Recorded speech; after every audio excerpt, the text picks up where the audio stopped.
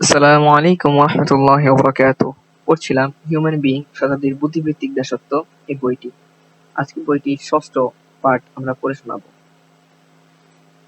Renaissance বা নবজাগরণ, আধুনিকতার সূচনা। 1453 সাল থেকে সাধারণত রেনেসাঁর সূচনা ধরা হয়। মাঝখানে এক দীর্ঘ সময় ছিল গ্রিক দর্শন খ্রিস্টান ধর্মের অধীন। তাদের মতে, যেহেতু গ্রিক ও রোমান সভ্যতার পতনের পর ইউরোপের মেধায় পচন হয়েছিল এবং 1500 শতাব্দীতে এসে সেই মেধা আবার সচল ও সজীব হয়ে উঠেছিল, তাই এই যুগকে তারা রেনেসাঁ যুগ বলে। 1500 শতাব্দীতে গ্রিক সভ্যতা প্রাধান্য পেতে থাকলো ধর্মের উপর।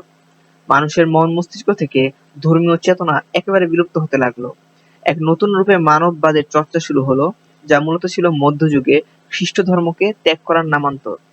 মানুষ কথিত ব্যক্তি সত্তাবোধ চিনতে লাগলো এবং ধর্মীয় বিশ্বাস ও কর্তৃত্ব থেকে স্বাধীন হওয়ার জোয়ার শুরু হলো। তখন রিফরমেশনের নামে আন্দোলন দানা বেঁধেছিল। 1700 এবং 1800 শতকে এসে তা উপহার দিল পুরোপুরি ধর্মহীনতার চিত্র। এই আন্দোলনের সুবাদে পরবর্তীকালে ধর্মহীনতা এবং মানববাদের এমন যুগ এলো যে মানুষ নিজেকে স্বাধীন ও স্বয়ংসম্পূর্ণ ভাবতে লাগলো। এভাবে রেনেসাঁ এবং রিফরমেশনের আন্দোলন একসাথে চলছিল। এই সময়টাতে এবং পরবর্তীকালে যত ধরনের ভ্রান্তির জন্ম হয়েছে, সবকিছুর মূলে রয়েছে কথিত ব্যক্তি সত্তাবোধের ধারণা, যাকে হিউম্যান বিইং বলা হয়। আধুনিকতা, পাশ্চাত্য সভ্যতা কিংবা পুঁজিবাদী চিন্তাধারা হিউম্যান বিইংকে কেন্দ্র করে আবর্তিত হয়। সামনে এই সংক্রান্ত বিস্তারিত আলোচনা আসবে ইনশাআল্লাহ। যুক্তিবাদ বা রেশনালিজম। এই যুগের সূচনা মূলত 1700 শতাব্দীর মধ্যবর্তী সময় থেকে, আর এর শেষ ধরা হয় 1800 শতাব্দীর শেষ ভাগ তথা 1775 সালকে। 1600 শতাব্দীতে খ্রিস্টধর্মের বিকৃতি ও পরিবর্তনের যে আন্দোলন শুরু হয়েছিল তা মোটামুটি পূর্ণতা লাভ করে 1700 শতাব্দীতে এসে। এই যুগটাকে আধুনিক যুগও বলা হয়। 1700 শতাব্দীতে মানুষের চিন্তা ভাবনা এবং জীবনধারায় এক বিশাল পরিবর্তন আসে। মানুষ নিজেকে সত্তাকে নতুনভাবে আবিষ্কার করতে শুরু করে। এই পরিবর্তন প্রথমে ইউরোপে সীমাবদ্ধ ছিল। 1900 শতাব্দীতে এসে এই পরিবর্তনের প্রভাব প্রাচ্যেও ছড়াতে থাকে। 1700 শতাব্দীর মধ্যবর্তী সময় পর্যন্ত মানুষ এই সিদ্ধান্তে পৌঁছেছিল যে মানুষের চিন্তা ভাবনা, চেষ্টা প্রচেষ্টা হবে কেবল জড়জগৎকে কেন্দ্র করে, যার জীবনের লক্ষ্য হবে শুধু জড়জগৎকে আয়ত্ত করা। এখন প্রশ্ন হলো, এই ক্ষেত্রে মানুষ কিসের উপর নির্ভর করবে? 1700 শতাব্দীর পরবর্তী সময়টাতে এসে নির্ধারিত হয় যে মানুষ কেবল আকল বা যুক্তির উপর ভরসা করতে পারে। তার সামগ্রিক দিক নির্দেশনার জন্য আকলেই যথেষ্ট, কারণ এই জিনিসটা সকল মানুষের মধ্যেই রয়েছে। যুক্তিবাদের যুগে দুজন প্রধান দার্শনিক ছিল, যাদেরকে দর্শনের উৎস বলা হয় ইউরোপে। তারা হলো দ্যাকার্ত আর নিউটন। এরা দুজনেই ছিল ধর্মীয় ব্যক্তিত্ব। দ্যাকার্ত একই সাথে ছিল ফ্রান্সের একজন বিখ্যাত দার্শনিক এবং গণিতবিদ, আর নিউটন ছিল ইংল্যান্ডের প্রখ্যাত বিজ্ঞানী। দ্যাকার্ত একজন রোমান ক্যাথলিক পাদ্রী হিসেবে লেখার মাধ্যমে মানুষের সন্দেহ সংশয় দূর করার চেষ্টা চালায়। এভাবে সে খ্রিস্টান ধর্মের সেবা করে, কিন্তু সেবার নামে সে করে ফেলে বিশাল ক্ষতি। পশ্চিমাদের মানসিকতা বিকৃত করার ক্ষেত্রে তার মতো দায়িত্বশীলতার পরিচয় হয়তো আর কেউ দেয়নি। তার ব্যাপারে একজন ফরাসি রোমান ক্যাথলিকের বক্তব্য, ফ্রান্স ক্ষুধার সাথে সবচেয়ে বড় যে পাপ করেছে তা হলো দ্যাকার্তকে জন্ম দেওয়া। দ্যাকার্তের বিখ্যাত উক্তি হলো, I think therefore I am. আমি চিন্তা করতে পারি, এই জন্যই আমি আমি। অর্থাৎ সে মানুষের পুরো অস্তিত্বকে আকলের উপর সীমাবদ্ধ করে দিয়েছে। তার কথা ছিল, এখন থেকে সমস্ত ভালো মন্দের মাপকাঠি হলো আকল বা যুক্তি। নিউটনের ভ্রান্তি। এই যুগের দ্বিতীয় প্রধান দার্শনিক হলো নিউটন। তার সবচেয়ে বড় কীর্তি হলো গণিত সূত্রসমূহের আবিষ্কার। পাশ্চাত্যে এর গভীরতা প্রভাব ছড়ায়। এই সূত্র আবিষ্কারের মাধ্যমে সে দেখাতে চেয়েছে নির্দিষ্ট কিছু নিয়মের উপর পৃথিবী চলে। মানুষ জ্ঞান বুদ্ধির ব্যবহার করে সেসব নিয়ম আয়ত্ত করে নিতে পারে, তাহলে সে প্রকৃতির উপর নিয়ন্ত্রণ প্রতিষ্ঠা করতে পারবে। বিলম্ব হলেও সে প্রকৃতির উপর বিজয় লাভ করবে। তবে নিউটনের মত ছিল, এইসব নিয়ম প্রকৃতি জগতে বিদ্যমান থাকা হলো সৃষ্টিকর্তার অস্তিত্বের প্রমাণ। কিন্তু পশ্চিমা বিজ্ঞান পরবর্তীকে এটাকে বস্তুবাদের দিকে প্রবাহিত করতে থাকে এবং তাদের মধ্যে স্রষ্টাকে চ্যালেঞ্জ করার মনোভাব চলে আসে। আসলে এটাই বর্তমান বিজ্ঞানের স্বরূপ, আল্লাহর সাথে যুদ্ধ ঘোষণা করা আর ক্ষমতা চ্যালেঞ্জ করা। মানুষ বিজ্ঞানকে এখন খোদা মানে, বিজ্ঞানকে চিরসত্য ও অপরাজেয় মনে করে। অথচ মানুষ এতটুকুই জানতে পারে যতটুকু আল্লাহ সুবহানাহু ওয়া তাআলা মানুষকে জানাতে চান। সূত্র আবিষ্কার তো ভালো ব্যাপার ছিল, কিন্তু তা থেকে যে ফল বের করা হলো তা ছিল ধর্ম বিশ্বাসের উপর কুঠারাঘাত। ব্যক্তি ও সমাজের অবস্থান। যুক্তিবাদের যুগের একটি প্রধান বৈশিষ্ট্য হলো মানুষ তাদের জীবন ও চিন্তার জগতে সর্বোচ্চ অথরিটিতে সমাজকে। তাদের ধারণা ব্যক্তির প্রতিটি কাজ, কথা সমাজের অনুগামী হবে। তারা ধর্মকেও ততটুকুই গ্রহণ করত যতটুকু সমাজের সাথে খাপ খায়। মোট কথা সমাজকে তারা খোদার আসনে বসিয়ে দেয়। সমাজের মানুষেরা যা সঠিক বলবে তাই সঠিক, আর যা প্রত্যাখ্যান করবে তাই সঠিক নয়। ঊনবিংশ শতাব্দীতে এসে এই দৃষ্টিভঙ্গি প্রত্যাখ্যাত হয়। সমাজের পরিবর্তে তখন ব্যক্তিকে গুরুত্ব দেওয়া হয়। আগে ভালো মন্দের নীতি নির্ধারক ছিল সমাজ, অর্থাৎ প্রভুর অথরিটি ছিল সমাজের। পরবর্তীকালে এই অথরিটি দেওয়া হয় ব্যক্তিকে। অবশ্য ইউরোপের বাইরে মুসলিম দেশগুলোর অনেক জায়গায় ব্যক্তির পাশাপাশি সমাজের উক্ত অবস্থান এখনো রয়েছে। সমাজ কি বলবে, সমাজ ভালো বলবে না, এসব কথার আড়ালে এখন অনেক ইসলামী বিধান প্রত্যাখ্যাত করা হয়। মোট কথা, ইউরোপ সত্য মিথ্যা নৈতিকতা নিরূপণের ক্ষেত্রে সমাজকে সর্বোচ্চ অথরিটি দান করুক কিংবা ব্যক্তিকে, উভয় দৃষ্টিভঙ্গির কেন্দ্রবিন্দু একই, মানবতাবাদ। উভয় ক্ষেত্রে তারা মানুষকে সর্বোচ্চ অথরিটি দিচ্ছে, রবের আসনে বসাচ্ছে। ফরাসি বিপ্লব। 1789 সালের 14 জুলাই ফ্রান্সের প্যারিসের কুখ্যাত বাস্তিলে বিক্ষোভ হয়। এই বাস্তিল দুর্গের পতনের মধ্য দিয়ে ফরাসি বিপ্লব সংঘটিত হয়। ফরাসি বিপ্লবকে ইউরোপের ইতিহাসে আলাদা মর্যাদা দেওয়া হয় প্রধান কারণ হলো এই বিপ্লবের মাধ্যমে ফ্রান্সে নিরঙ্কুশ রাজতন্ত্র বিলুপ্ত হয়ে প্রজাতান্ত্রিক আদর্শিক অগ্রযাত্রা শুরু হয় এবং একই সাথে দেশের রোমান ক্যাথলিক চার্চ ধর্মীয় কর্তৃত্ব ত্যাগ করে মানুষকে ব্যক্তি স্বাধীনতা দিতে বাধ্য হয়। তাছাড়া এই বিপ্লব পাশ্চাত্যের দেশগুলোতে মারাত্মক প্রভাব ফেলেছিল। ফরাসি বিপ্লবের স্লোগান ছিল স্বাধীনতা, সমতা এবং এর ভিত্তিতে ভ্রাতৃত্ব, লিবার্টি, ইকুয়ালিটি এবং ফ্র্যাটার্নিটি।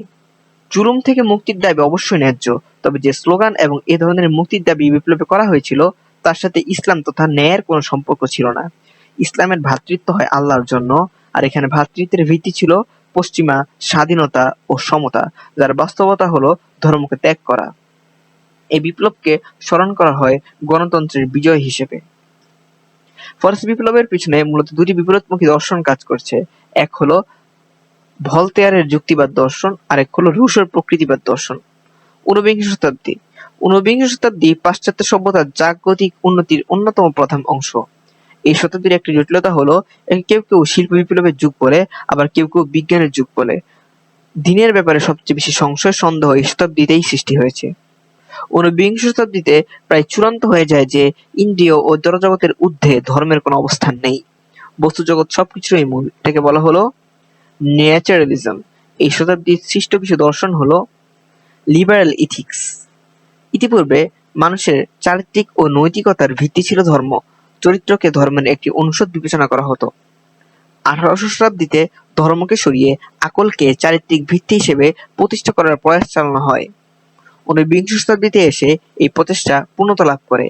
এখন চরিত্র কিংবা নৈতিকতাকে ধর্ম থেকে পৃথক করে দেওয়া হয়েছে, যেমন পৃথক করা হয় রাষ্ট্রকে ধর্ম থেকে। মানুষ বলতে শুরু করে, জান্নাতের লোভে কিংবা জাহান্নামের ভয়ে যে কাজ করা হয় তা নেক কাজ নয়, বরং ভালো কাজ তো তাই যার মাধ্যমে সে খুশি হয়। মানুষের ফিতরাত পবিত্র, সে নিজেই উত্তম চারিত্রিক কাঠামো ও ভিত্তি নির্মাণের ব্যাপারে যথেষ্ট। চরিত্র ধর্মের কোনো বিষয় নয়, ফলে এর চিহ্নিতকরণে ধর্মের কোনো প্রয়োজন নেই। মূলত এই দৃষ্টিভঙ্গি থেকে আরো কিছু ইজম ও প্রবণতা দেখা দেয়। উপযোগবাদ এই দৃষ্টিভঙ্গির ফল। উপযোগবাদ হলো একটি নৈতিক তত্ত্ব যা কেবল সুখ ও পরিতৃপ্তিকে উৎসাহিত করে এবং ক্রিয়াকলাপকে প্রত্যাখ্যান করে, যা মানুষের আপাত সন্তুষ্টি বা সুখের জন্য ক্ষতির কারণ হয়ে দাঁড়ায়। যদিও তা হয় ধর্মীয় কোনো নিয়ম, আদেশ বা নিষেধ, এর আরেক দিক হলো ভালো মন্দ কোনো জিনিসের সত্তাগত গুণ নয়। এতটুকু পর্যন্ত ঠিক আছে এবং ইসলামও এর সমর্থন করে, কিন্তু সমস্যা হলো পরবর্তী অংশ নিয়ে। ইসলামে যে কোনো কিছুর ভালো মন্দের বৈশিষ্ট্য শরীয়ত প্রদত্ত। শরীয়ত যা ভালো বলেছে তাই ভালো, আর শরীয়ত যা খারাপ বলেছে তাই খারাপ। অর্থাৎ ভালো মন্দের মাপকাঠি একমাত্র শরীয়ত। আর উপযোগবাদের বক্তব্য হলো যে জিনিস বস্তুজগৎ মানবীয় দৃষ্টিতে মানুষের জন্য উপকারী হবে তাই ভালো, আর যা তার জন্য উপকারী নয় তাই মন্দ। ভালো মন্দের মাপকাঠি হলো মানুষের দৃষ্টিতে সাধারণ উপযোগিতা। লিবারেল ইথিক দৃষ্টিভঙ্গি থেকে আকীদা ও ইবাদতকে অনর্থক মনে করার প্রবণতা তৈরি হয়। রোমান ক্যাথলিকরা আকীদাকে ডগমাস বলে তাচ্ছিল্য করত। বর্তমানেও অনেক মডারেট মুসলিম আকীদাকে অনর্থক হিসেবে বিচার করে। এই সময় ইবাদতকে প্রথা বা রুসুম মনে করার প্রবণতা বাড়তে থাকে। মানুষ বলতে শুরু করে, আল্লাহর ইবাদতের জন্য বিশেষ কোনো ধর্ম বা পদ্ধতির দরকার নেই, ইচ্ছা থাকলেই হলো। এটাই ধর্মের মূল কথা। মোট কথা, মানবীয় এমন প্রান্তিক নৈতিকতা যার কোনো ভিত্তি নেই, তাই ধর্মের স্থান দখল করে নেয়। মুক্ত চিন্তা, ফ্রি থট। মুক্ত চিন্তার লক্ষ্যই হলো প্রকাশ্যে ধর্মের বিরোধিতা করা কিংবা ধর্মের ব্যাপারে সংশয় সৃষ্টি করা। ঊনবিংশ শতাব্দীতে ডারউইনের বিবর্তনবাদ মুক্ত চিন্তাকে প্রচণ্ডভাবে উস্কে দেয়। সেই সময়ে বিবর্তনবাদের পক্ষে কোনো প্রমাণ ছিল না এবং আজ পর্যন্ত কেউ তা হাজির করতে পারেনি, বরং বর্তমান সময়ে বিজ্ঞান জগৎ থেকে চরমভাবে এর বিরোধিতা দেখা যাচ্ছে। তবে বিবর্তনবাদের প্রভাব এখনো রয়ে গেছে, এমনকি বর্তমানে পাশ্চাত্য থেকে প্রাচ্যই এই দর্শনে বেশি মোহগ্রস্ত হয়ে আছে। ৩. প্রাচ্যবাদ। ঊনবিংশ শতাব্দী থেকে মূলত প্রাচ্যবিদের আন্দোলনের সূচনা হয়। ১৮শ শতাব্দীতে প্রাচ্যের দ্বীন ও ইলমের ব্যাপারে পশ্চিমারা অধ্যয়ন এবং লেখনী ধারণ শুরু করলেও ঊনবিংশ শতাব্দীতে এসে তা নিয়মতান্ত্রিক আন্দোলনে রূপ নেয়, কারণ তখন রাজনৈতিকভাবে তাদের জন্য এটা দরকারি হয়ে দাঁড়ায়। ঊনবিংশ শতাব্দীতে পশ্চিমা বিশ্ব প্রাচ্যের দেশগুলোতে উপনিবেশ প্রতিষ্ঠা করেছিল। তখন বিভিন্ন জাতির দ্বীন ও জ্ঞান সম্পর্কে অধ্যয়ন জরুরি হয়ে পড়ে এবং তাদের পরিচালনা করার জন্য। তবে এই কারণ ছাড়াও প্রাচ্যবিদদের পক্ষে মূল ভূমিকা পালন করেছিল সেসব দর্শন ও প্রবণতা যা ঊনবিংশ শতাব্দীতে এসে অস্তিত্ব লাভ করে, যেমন মুক্তচিন্তা, হিস্টোরিজম, তুলনামূলক ধর্মতত্ত্ব পাঠ ইত্যাদি।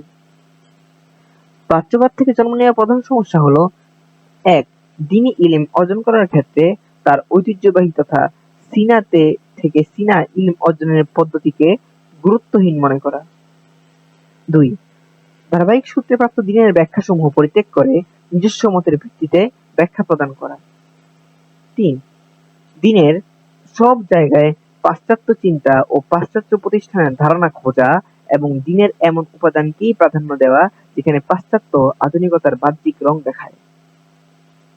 ৪. পজিটিভিজম। এই ইজমের জনক হলো অগাস্ট কোট, যে বস্তু ইন্দ্রিয়ের সাহায্যে অনুমান করা যাবে তাই বাস্তব, এর বাইরে কোনো বাস্তবতা নেই। এর প্রবণতা এর আগেও বিদ্যমান ছিল, কিন্তু অগাস্ট কোট এটাকে নিয়মতান্ত্রিক দর্শনের রূপদান করে। স্পষ্টত এই দর্শন আল্লাহ, ওহী এবং দ্বীন অস্বীকার করে। এই বিশ্বাস যখন বিংশ শতাব্দীতে প্রবল আকার ধারণ করে, তখন ধর্মকে সত্য মিথ্যার মাপকাঠি থেকে উচ্ছেদ করা হয়। সবকিছু বিজ্ঞান দিয়ে বিচার করার প্রবণতা চালু হয়। ইতিহাসবাদ।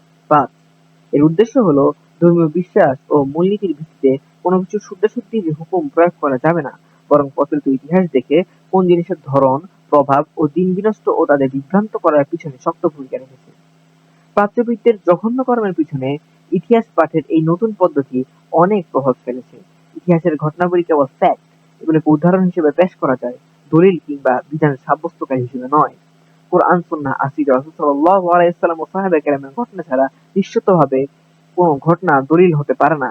ইসলামী ইতিহাস পাঠের আলাদা রীতি আছে। এর শুদ্ধতা যাচাইয়ের জন্য রয়েছে বিভিন্ন উসুল ও মূলনীতি। ইতিহাসকে আমরা সেই নীতির আলোকেই পাঠ করতে হবে।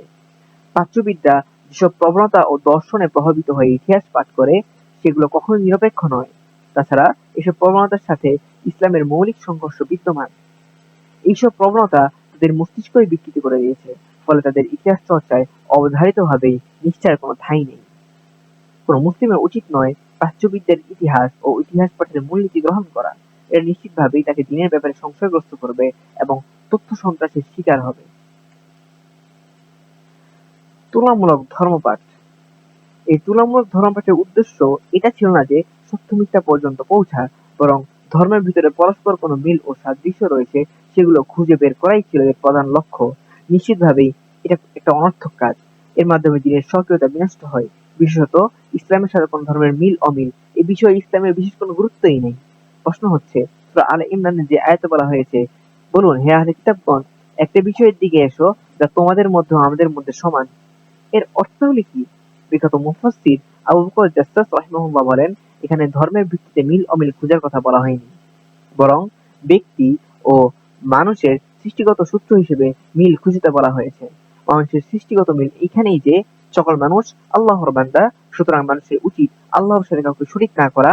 আর এর পরবর্তী অংশ এটাই নির্দেশ করে। আজ এ পর্যন্তই। পরবর্তীতে আমরা পড়ব উপনিবেশবাদ থেকে। ততক্ষণ পর্যন্ত ভালো থাকুন, সুস্থ থাকুন। আসসালামু আলাইকুম ওয়া রাহমাতুল্লাহি ওয়া বারাকাতুহু।